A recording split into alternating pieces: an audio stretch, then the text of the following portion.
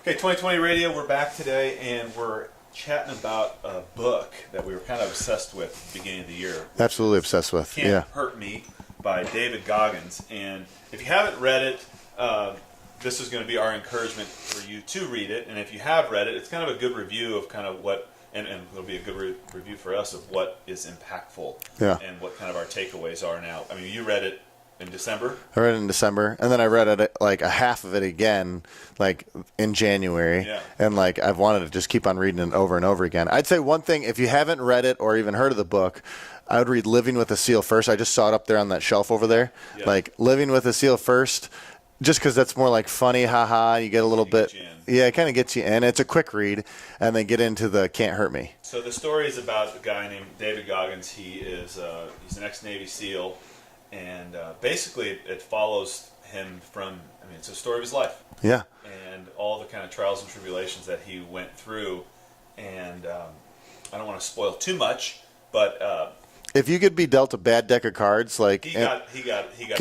You got the worst deck you could possibly have. It feels like, or it seemed like. Yeah, in America. Yeah, in America. In America, he probably got one of the worst hands you can get. But he kind of found a way out, and the realization that he had is nobody's going to do it for him. Mm-hmm. He's going to have to do it himself. So I think my first takeaway, we made a bunch of notes of our takeaways. My first takeaway is we all have it really good.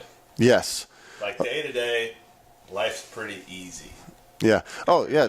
Comparatively speaking to what everybody else is, and I think because we don't go through, at least in our little worlds right now, the same type of suffering. We don't know we don't realize everything else that's going on out there. Sometimes I'll actually sit down and think like, all right, there is in every circumstance, worst possible, best case scenario, both any and all far between. If you sit down and really think about it, at every point in the day, at every second, one of those scenarios has to be happening. You know what I'm saying? No, I don't get it. So, all right. So say you're thinking of something really, really bad that happened. Like, so a kid being taken somewhere. Guaranteed somewhere in the world that's being happened right now. Yeah, right. Say someone's getting married. Probably somewhere in the world that's happening right now. But you don't realize that like there's billions of people out there and everyone has different scenarios, that there's so much going on in the world that we take for granted. Right. And so with this guy, he was dealt a bad deck of cards and just kind of wrote it through. And what he kind of used as his motivation is he learned how to suffer. Yeah. And part of that was he was forced to suffer as a kid, sleeping in a skate rink, with an alcoholic father who was violent, and go on down the list. But he learned to find shelter in suffering. Mm-hmm. And I think for us, or at least my takeaway is, how can we do little things throughout our day that are really hard to teach us, and he calls it callousing his mind, to teach us to get a little bit tougher. Yeah. So that when things do go wrong, you've kind of been there. And you were just, before we started talking, you mentioned taking a cold shower. That's not going to hurt you. No. It's not going to cause any physical damage. However, it will get you a little bit tougher. Yeah. So that when cold water, use that as a metaphor for something else in life.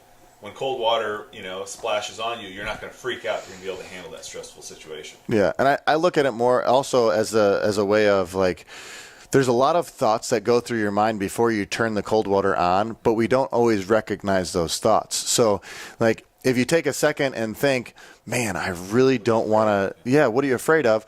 So that you can say, all right, you have this second to think and practice the thought of choosing to do something that is hard. Right. So it's more than just choosing to, do the cold shower. It's the practice of the thought that goes behind it. So then next time a thought comes up, you're like, oh, I recognize this. I've had this feeling before, rather than just having feelings, because that doesn't do you any good. Yeah, the same thing would go, you might have a similar feeling when you go to have a difficult conversation with somebody.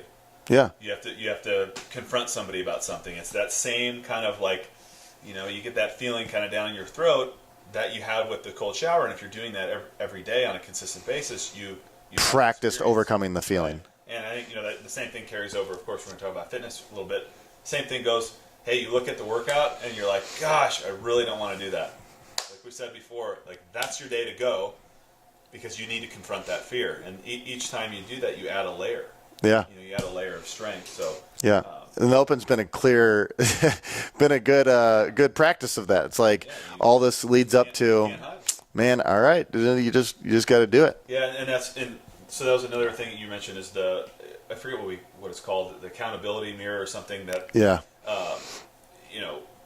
that he mentions in the book, where you got to acknowledge who you are. The real who you are. Like the truth. If you look in the mirror, try not to blow it up and paint a fake picture of what you really are. Who you are on Instagram is not who you are. Yeah. Oh, it's for sure. Like your best stuff, the coolest, your best self, the coolest things you're doing, but that's not real life. So, he's a big fan, and I'm trying to emulate that of where are you right now? Yeah. And like you're saying in the open, that's a great way from a fitness standpoint of can't hide. No, you can't hide at all. And I think a lot of times in our society we get to the point where you positive self-talk, positive. I agree with that 100%. Especially in working out, you got to be positive, and you have to be able to tell yourself, hey, all right, let's keep going, or you have to be motivating. But I think there's also a negative aspect of that if you don't tell yourself where you actually are. If you're like, hey, you're 20 pounds overweight, but that's okay. You're a good person. Yeah.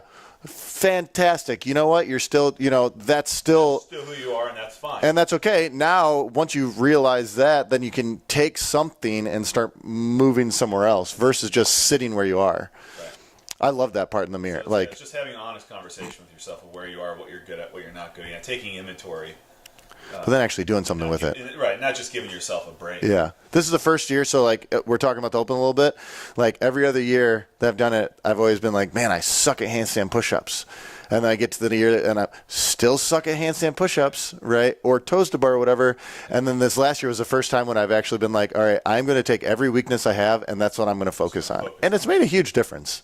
Yeah, but you have to actually. You got to be honest with yourself. Yeah, absolutely. And then, the other note is the consistency of just doing hard things over and over, finding new challenges, and going back to the calloused mindset is what can you do to push yourself to experience a little discomfort, not die, and then come back and then do it over and over again. Like, how was the Psycho Wyco? Because I know the whole group of, you guys did it last year, but then there was a group more people that signed up to after reading that book. They were like, all right, let's go ahead and do that. I mean, it was, I hate to say it was like nothing. Yeah. I mean, it's a 10-mile trail race in ice and snow. And this year it was. Last year it was pure mud. But it's a ton of elevation change. I don't have a statistic, but you're going up and down the whole way. It was like 34 degrees and raining. Yeah. And so kind of like ideal, horrible circumstances. Yeah. And I really kind of came back to, I forget who, somebody was in front of me, and I said, this is a bunch of suburban boys pretending to be tough for a couple hours. Yeah. That's like nobody's shooting at us. Mm-mm. Like nobody's chasing us. Like we're doing this because we want to. We're paying to do it. Bellies are full afterwards. Yeah.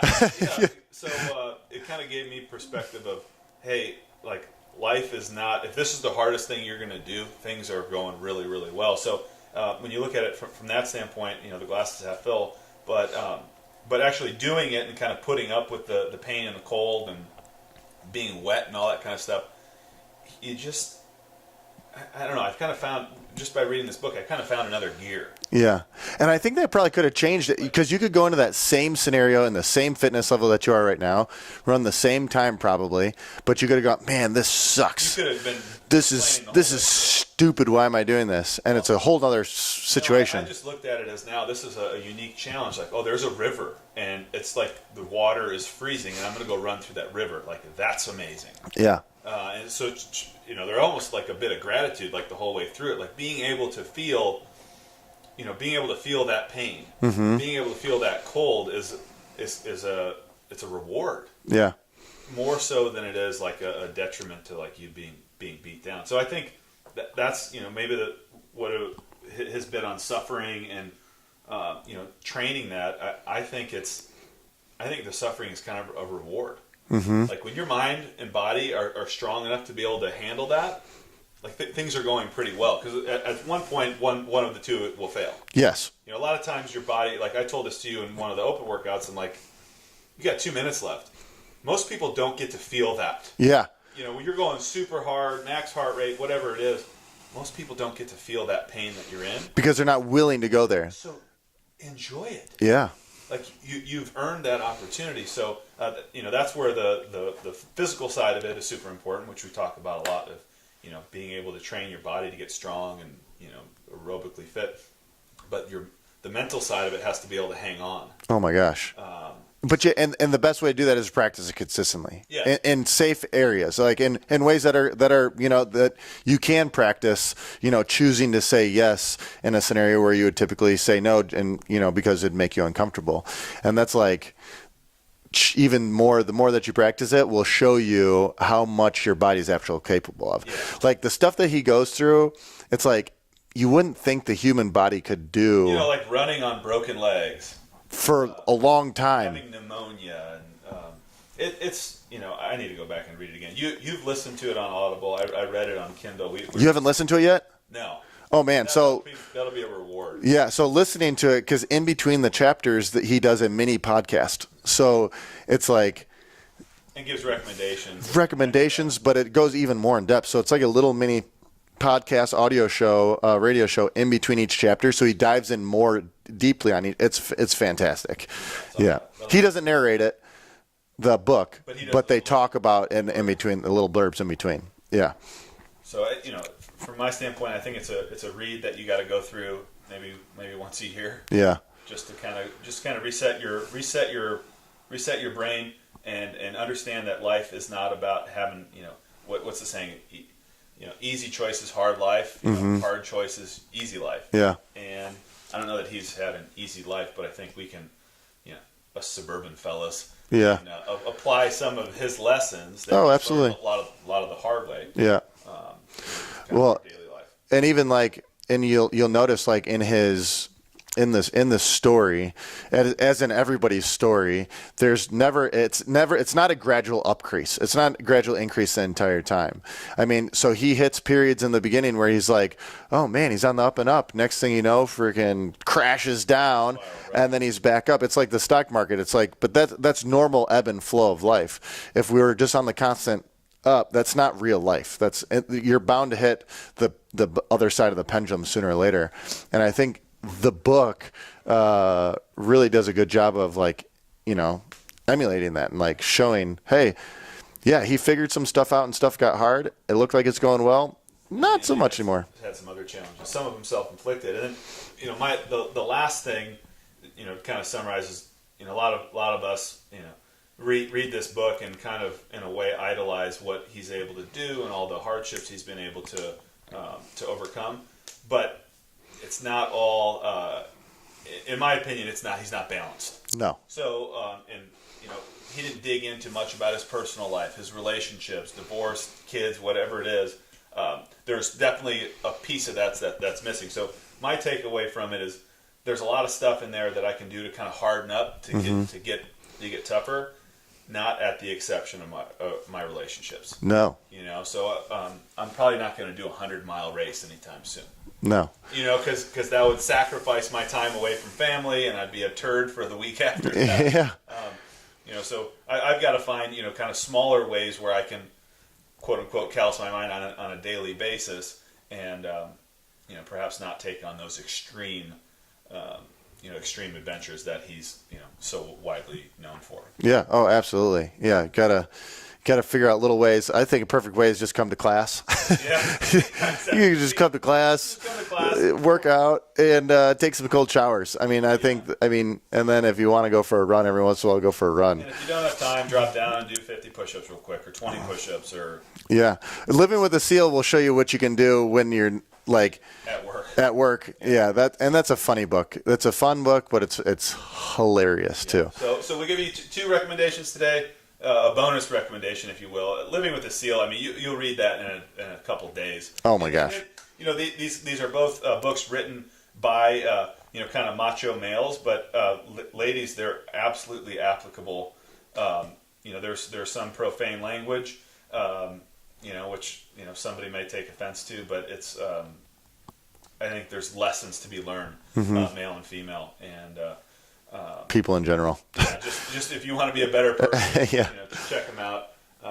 It's an excellent read. So, and the reason we're saying Living with a Seal is because the seal in Living with a Seal is David Goggins. Yeah.